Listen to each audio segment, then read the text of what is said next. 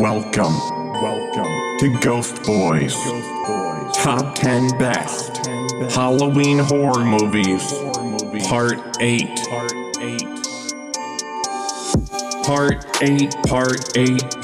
8.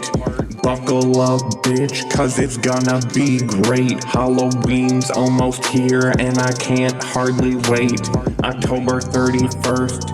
Don't be late, we're gonna party all night. Time to celebrate with Michael Myers, Ghostface, and Norman Bates. Halloween is the best, yeah, no debate.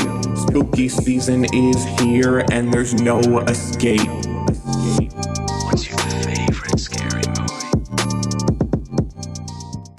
Happy Halloween, everybody, and welcome to Ghost Boys Top 10 Best Halloween Horror Movies, Volume 8. This is an annual video series I do every year, so if you haven't seen parts 1 through 7, I recommend checking those out. Every one of the movies I'm discussing today either takes place on or around Halloween time. And as always on my channel, I like having a wide variety of different horror subgenres, including supernatural, psychological, slashers, found footage, anthology, creature features, and paranormal hauntings. None of these movies are in any type of order, but number 1 is definitely one of my new personal favorite Halloween horror movies of all time. Now with all that being said, let's begin our list. House of the Witch. A group of teens set out to play a Halloween prank at an abandoned house. But once they enter, they become victims of a demonic witch who has sent her wrath upon them. This film stars the very talented actress Emily Bader, who you might recognize from Paranormal Activity Next of Kin. And this movie was filmed at a real-life abandoned mansion in Kentucky, where 2 people had previously died years ago. Sadly, after this movie was filmed, the mansion got demolished, but I think that just adds to how creepy this whole story is. Judging from the trailer, this film looks like just another generic movie about a group of teens inside a haunted house. But I was actually very surprised that this film is made up of multiple different horror subgenres. Yes, it's a supernatural film about a haunted house and a witch, but there's also body horror and surprisingly some pretty brutal gore as well. But my favorite aspect of this film is probably the beautifully creepy setting and the whole design of the house. It's very eerie and atmospheric. This movie also shares some similarities with The Autopsy of Jane Doe, which is another movie that I love. I think some people might be confused about the ending of this film, but all the pieces are there. You've just got to pick up every stitch. So this season, I recommend watching House of the Witch. Gretel and Hansel. Gretel and her younger brother Hansel travel through the cold, dark woods in search of food and shelter. After a few days of traveling, they stumble upon a seemingly welcoming home, where an old woman offers them sustenance and refuge. However, after they settle in, they begin to suspect that the woman is hiding a dark secret and may have sinister intentions. This movie is directed by Osgood Perkins, who also made one of my all-time favorite films, The Blackcoat's Daughter. And it stars the incredibly talented Sophia Lillis, aka Beverly Marsh from It. She also narrates most of the film, and that really adds to the whole grim fairy tale aspect of the story. We all know the story of Hansel and Gretel, the gingerbread house, and the crazy cannibal witch. But like most fairy tales, the original story has been censored and changed so many times that it's just not scary anymore. That is, at least until this movie came out and finally made the story scary again. There's no gingerbread house, and this is definitely not a story for little kids. This movie is very dark, grim, serious, sinister, and ominous. And at times, it has some very disturbing imagery. Every time I mention this movie to someone, they always feel the need to correct me when I say Gretel and Hansel. And they always say, it's actually Hansel and Gretel, not Gretel and Hansel. And I'm like, Nah, this movie is called Gretel and Hansel. They specifically changed the title because this movie focuses mostly on Gretel and gives her character a lot more depth and layers. And that leads me to my next point, which is the fact that this movie has some great, strong female representation. And I know a lot of people will hear that and automatically assume that this movie is cringy and will try shoving a lesson down your throat. But it's really not like that at all. I think the message is really subtle but done very well and was extremely cleverly written. And I feel like I should probably discuss the witch herself and the whole magical aspect of this film. But I really don't think I can say much without spoiling the story. So I'll just say the actress who played the witch did a fantastic job, and she is absolutely horrifying in this movie. And as for the magic and witchcraft, I love how much it added to the story, in more ways than one. It really elevated everything and added a whole nother aspect to the story. And lastly, I'll say the atmosphere and ambiance in this movie is perfect. It's the perfect balance of eerie and beautiful. The forest is covered in beautiful, crisp orange autumn leaves, and it always seems like there's something foreboding lurking in the shadows. So this autumn, if your Halloween plans get canceled, then get comfy at home and watch Gretel and Hansel. Carved. 2 years after a deadly nuclear spill, the staff of a historic pioneer village must work together to survive the attack of a monstrous mutant pumpkin seeking revenge. So first thing I want to say about this movie is that it's very similar to a segment from the anthology film Tales of Halloween, titled Bad Seed. That segment had almost the exact same story about a killer pumpkin, and I loved that movie, so I just had to mention it. This film takes place in the 90s and has a very autumn, harvest, Halloween, fall type of vibe to it. And I loved the setting of the farm and the pioneer village. I've been to similar places when I was a kid, and so it felt very nostalgic and accurate to those types of places. I've seen a lot of complaints of people saying this movie is too silly or cheesy or comedic, and I think that's absolutely ridiculous, because this is a movie about a killer pumpkin. Like, did you expect the movie to be dead serious and have no jokes in it at all? That being said, though, this movie is pretty hilarious, but at the same time, surprisingly very violent. The killer pumpkin does not mess around. He goes on a bloody killing spree, trying to avenge his fellow pumpkin. Get it? Pumpkin? Pumpkin? I'm not sure if that joke even makes sense, I'm sorry. But overall, this movie is a lot of fun. It's funny, it's bloody, and it has likable characters, and surprisingly, a lot of heart and emotion put into the story. So this harvest season, if you want to watch a fun, bloody movie that will leave you scarred, then I recommend watching Carved. Hell House LLC Origins, the Carmichael Manor. A group of cold case investigators stay at the Carmichael Manor, hoping to uncover the truth behind the mysterious murders that took place there decades ago. So for those of you who don't know, this is the fourth film in the Hell House LLC franchise.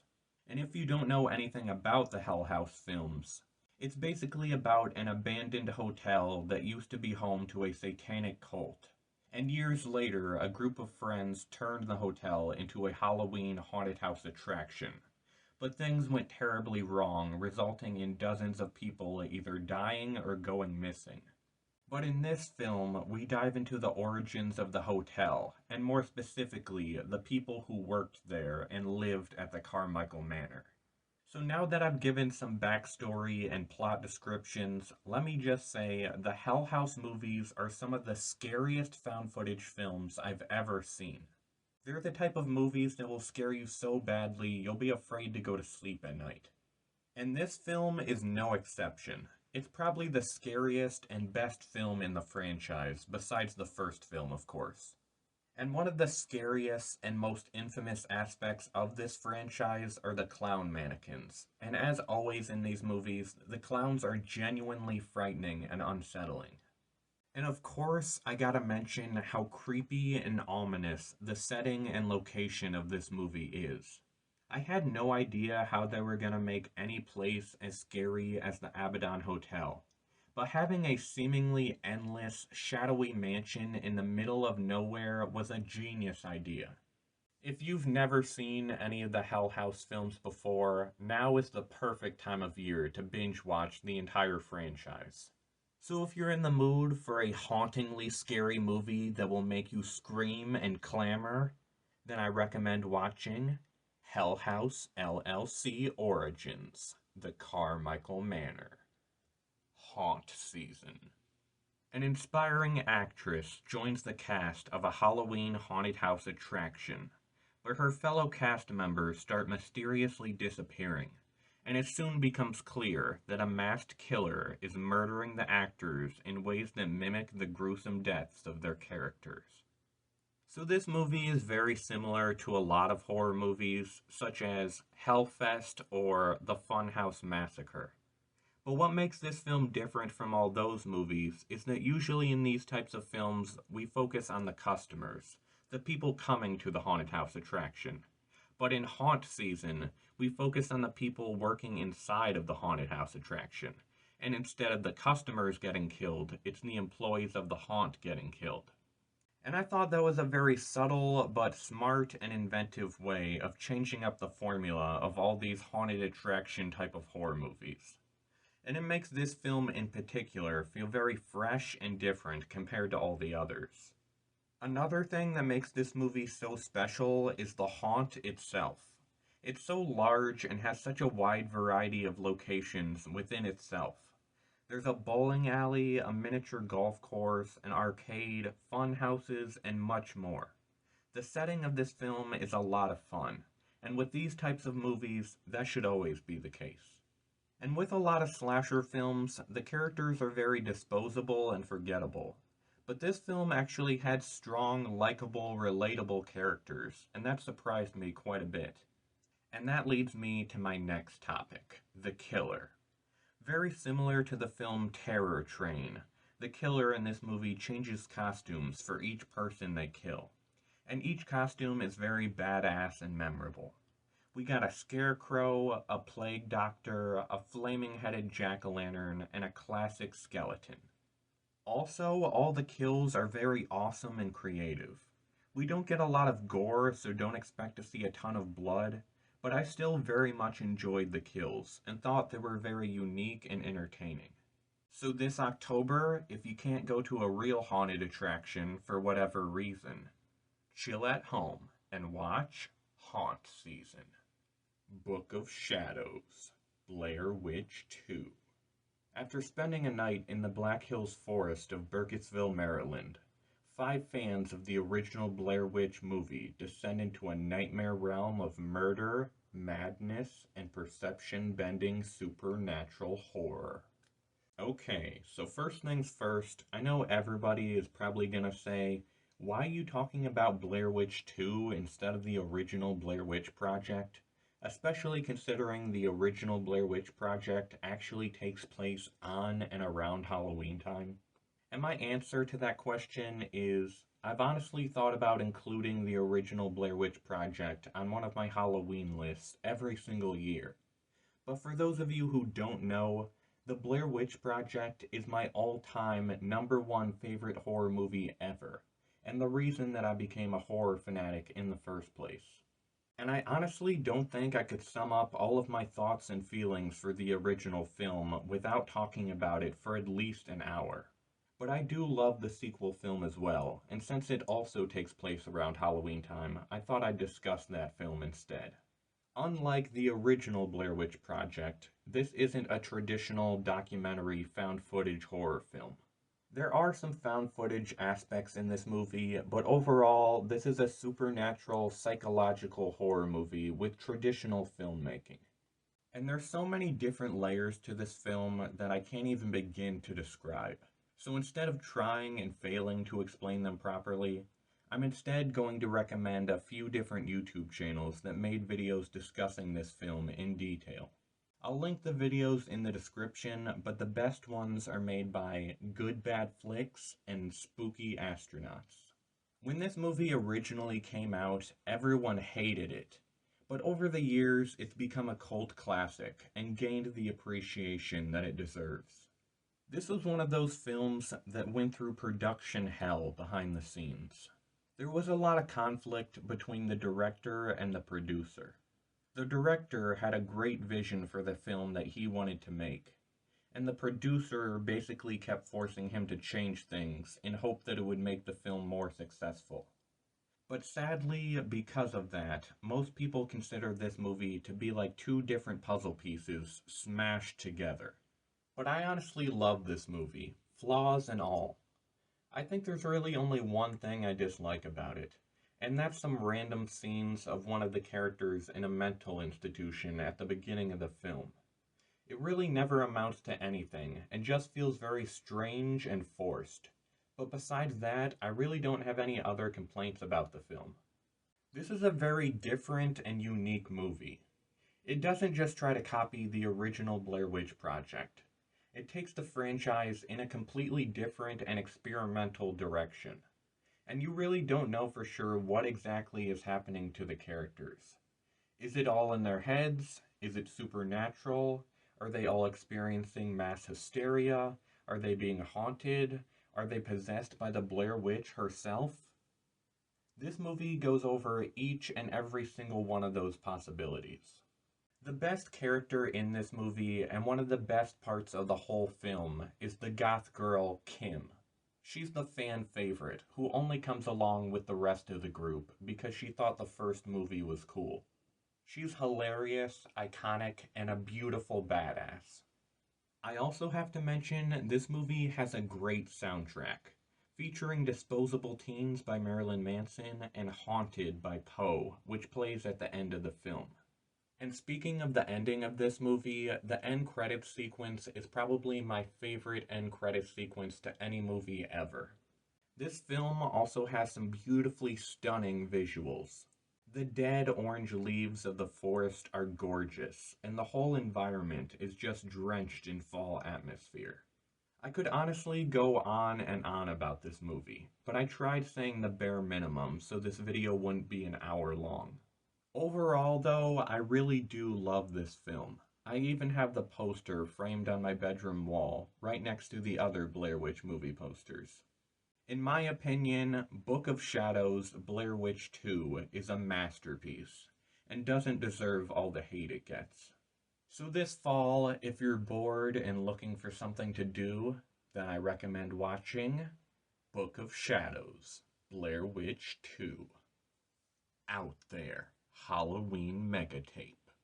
A 1990s daytime talk show host finds herself on a new program, investigating a farmstead with a long history of alien encounters.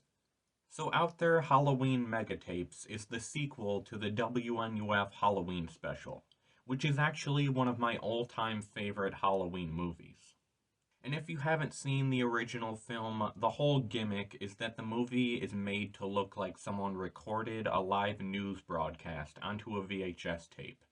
And we, the viewers, are now watching that VHS tape, including all of the vintage retro commercials from that time era. The WNUF Halloween special was, in my opinion, an absolute masterpiece. It did such a perfect job in making the audience believe that this was a real thing that actually happened. The film was also the perfect combination of horror and comedy, and kept you really engaged with the story, which was honestly very suspenseful. So with me being such a big fan of the first film, I was extremely thrilled to find out they made a sequel. And after finally tracking down a copy and watching the movie, I honestly have mixed feelings about it. The first thing I want to say is, I did enjoy the film. It's not like I hate it or thought it was awful. I just think it falls more into the category of guilty pleasure. And maybe that's because I love the WNUF Halloween special so much, and I was hopeful that this would be just as good, if not better. But the biggest problem about this horror movie is that there's barely any horror in it. At least not until the last 10 or 15 minutes. And I will admit the stuff at the end was pretty cool, and it does have a great, shocking ending that was really crazy and unexpected. But the first half hour of this movie is about a daytime talk show host, and her show is basically like a mixture of the Ellen DeGeneres show and Dr. Phil. And that first half hour was definitely my favorite part about this movie. It was super fun and entertaining. The talk show host brings on a guy who claims to be a real-life vampire, and later on she also invites a woman who is cheating on her husband with a ghost. And all that stuff is super campy, silly, funny, and really entertaining. It felt like I was actually watching a Halloween special of a daytime talk show. They even do their own variation of the Monster Mash, and I thought that was pretty funny. But after that first half hour, it switches to a news broadcast, very similar to the first film. But instead of investigating a supposedly haunted house, they investigate a farmstead that has a long history of alien sightings. And I did really enjoy the sci-fi element that this movie has, and I think it was a smart decision to take the sequel in. I just wish we got to see more than 10 or 15 minutes about the actual aliens themselves. So I guess whether or not you enjoy this movie will depend on how much of a big horror fan you are. I'm a giant fan of horror, so for me personally, I wanted to see more scares and suspense from the film. But I did really enjoy the fun, relaxing, nostalgic retro vibes that this movie has.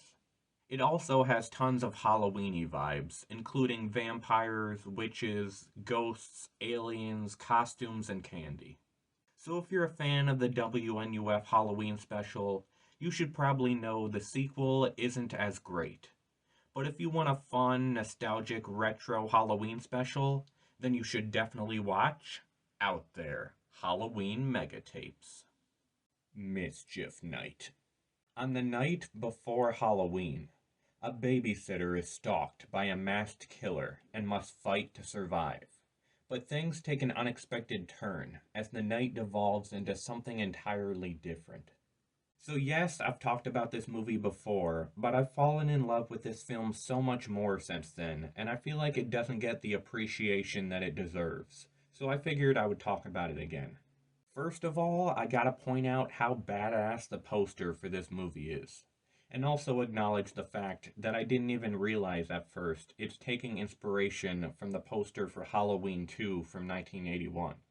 And speaking of the Halloween franchise, one of the best characters in this movie is played by Malcolm McDowell, aka Malcolm the Motherfucker McDowell, aka Dr. Samuel Loomis from Rob Zombie's Halloween movies.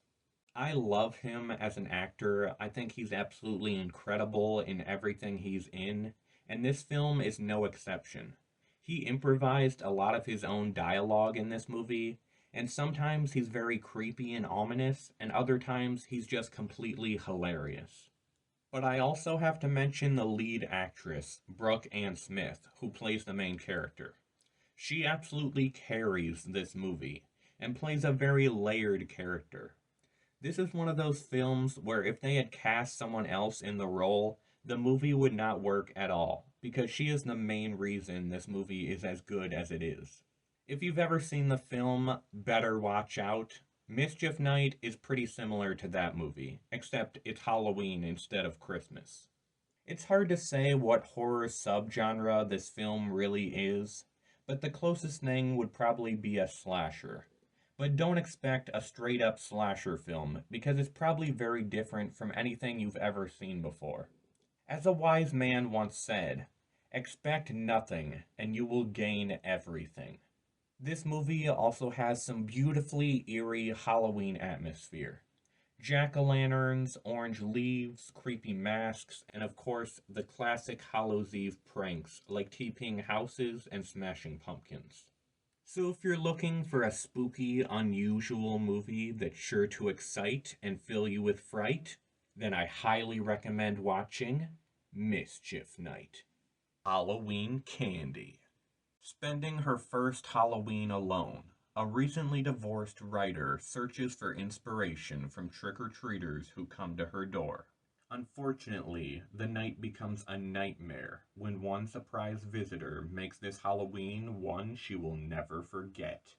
I know the description of this movie makes it sound like a knockoff Trick or Treat, but I think it's closer to 1031 or The Witching Season. I'm not saying it doesn't share any similarities with Trick or Treat, but it's definitely its own thing and doesn't try to copy what's already been done before, and I really appreciated that. I also got to show appreciation for this awesome poster, which is obviously paying homage to John Carpenter's Halloween. But now let's discuss the film itself. So this is a Halloween horror anthology with 6 stories, and I'm going to give a small plot synopsis for each story. The first one is called Halloween House, and it's about a crooked businessman who owns a Halloween funhouse attraction. The second story is called Predator, The True Horrors of Halloween, and it's about a child predator who goes after children trick-or-treating. The third story, which is my personal favorite, is titled Talking to the Dead, and it features a group of friends trying to communicate with the deceased through a Ouija board. This story alone is worth watching the whole film. I loved this segment so much that as soon as it was over, I rewinded the whole thing because I thought this story in particular was just incredible. The fourth story is called Pumpkin Night, and it's about a man who killed his wife and buried her in a pumpkin patch. The fifth story is called Corona-ween, and it's about a woman dealing with mischievous trick-or-treaters during the COVID-19 pandemic. And the sixth and final story is titled A Killer Date, and it features a serial killer on a date with his potential next victim. Anthology films are always, no pun intended, a mixed bag. Some of the stories can be really great, and some of the stories can be really bad. But with this anthology, I really enjoyed almost all of the stories. The only one I wasn't crazy about was Pumpkin Night.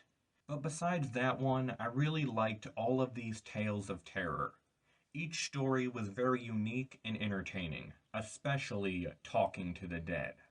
And the wraparound story in this film is probably my second favorite part of the movie. I'm not sure what the name is of the lead actress, but she was absolutely incredible. Her character goes through a wide variety of emotions, and she did a wonderful job at displaying all of those characteristics. Sometimes she seems like a really sweet, dorky, lovable mom, and other times you're like, is this lady okay? She seems like she's on the verge of an emotional breakdown.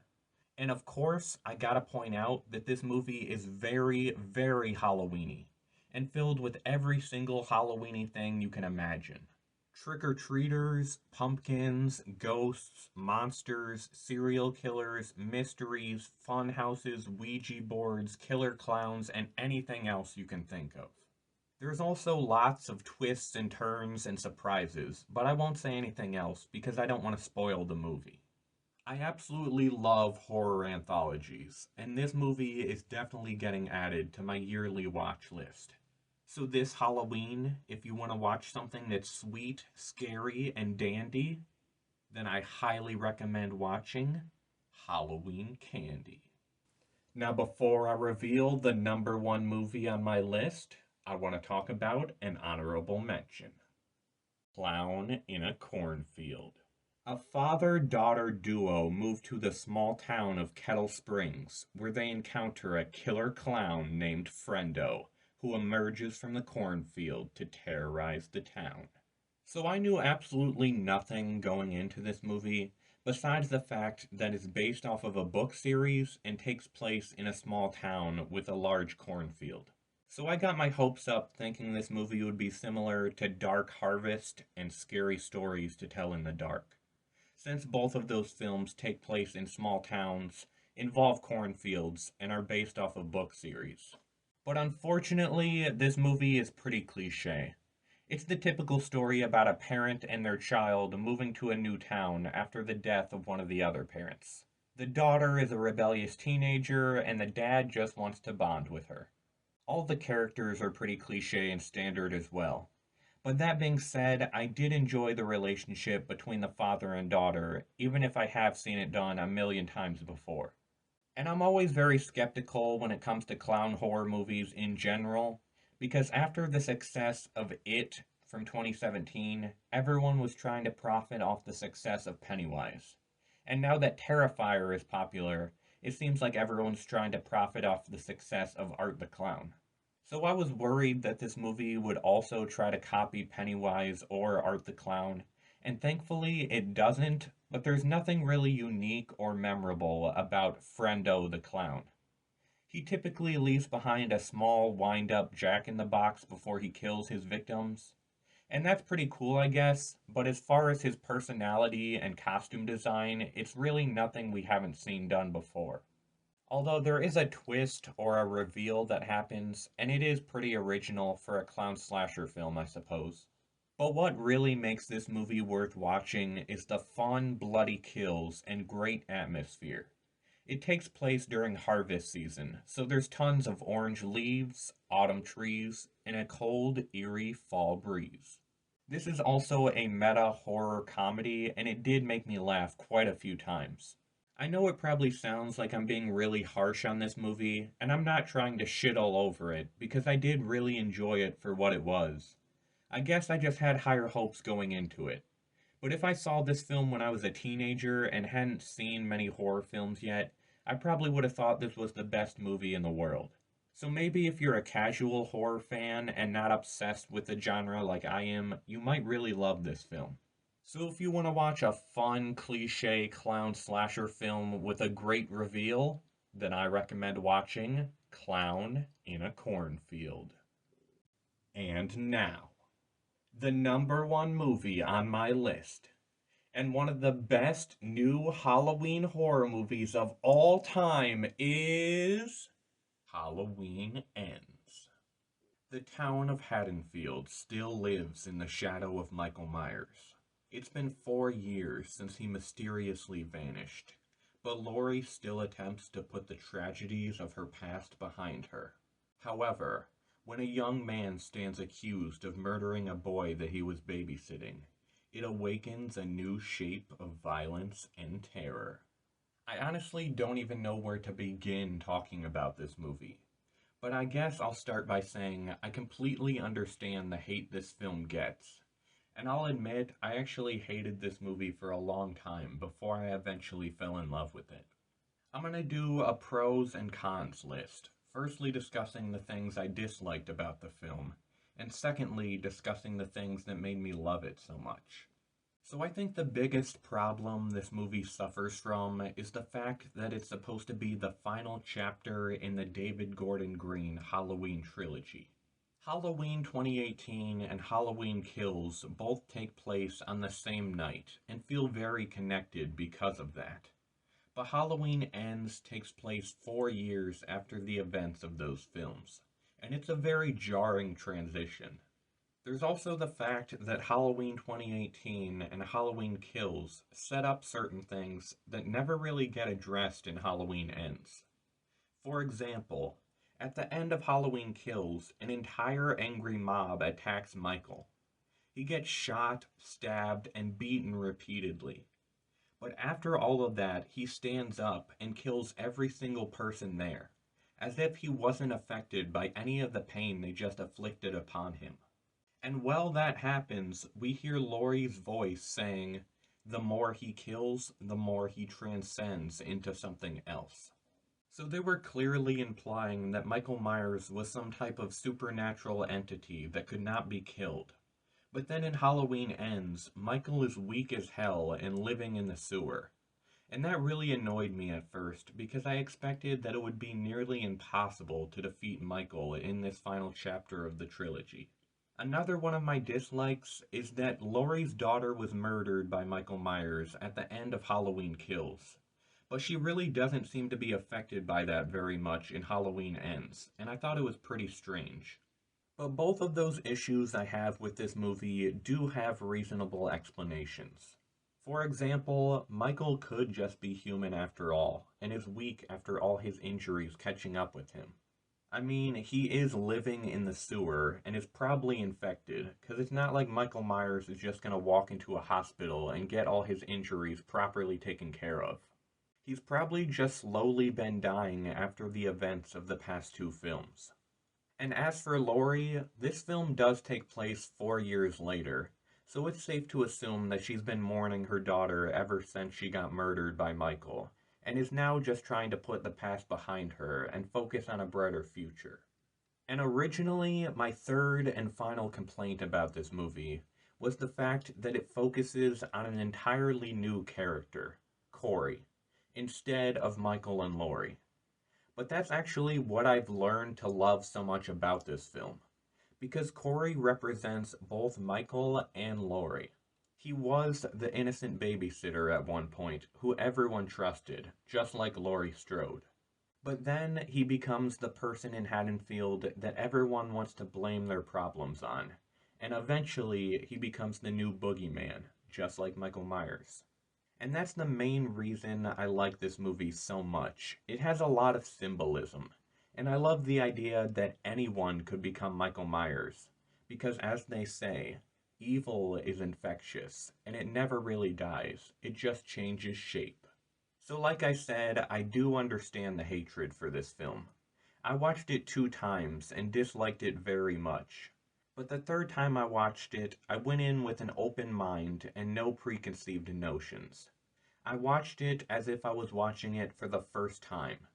And I remember my mom turning to me and saying, "I don't know about you, but I'm actually really liking this movie." And I said I felt the exact same way, and I honestly couldn't believe it. I feel like when making a new movie within the Halloween franchise, you're kinda damned if you do and damned if you don't. Because if you keep doing the same story over and over again, people are gonna get bored and call you lazy. But if you try something new and different, people are going to hate it because it's too different from the original. But I've personally loved every single time the Halloween franchise has tried something new and different. Rob Zombie's Halloween 2, The Curse of Michael Myers, and Halloween 3, Season of the Witch are my favorite films within the whole franchise, and all 3 of those films have taken a chance and done something unique and different. And speaking of Halloween 3, Season of the Witch, Halloween Ends kinda has a connection to that film. The opening credits of Halloween Ends has the same color and font as the opening credits of Halloween 3, Season of the Witch. And that's supposed to be a subtle way of letting the audience know that Halloween Ends is going to be different compared to the previous 2 films. It's also worth mentioning, in the original script for Halloween Ends, there was going to be a chase scene within the Silver Shamrock headquarters. And a machine was going to get accidentally turned on and start pumping out Michael Myers' iconic mask. Because fans have theorized before that Michael's mask was one of the Silver Shamrock masks from the 3rd film, and that's the reason why he kills. And they kind of set that up in the 2 previous films, because trick-or-treaters can be seen wearing the Silver Shamrock masks. Unfortunately, that scene was cut from the script, and was never even filmed, but I thought that would have been absolutely incredible.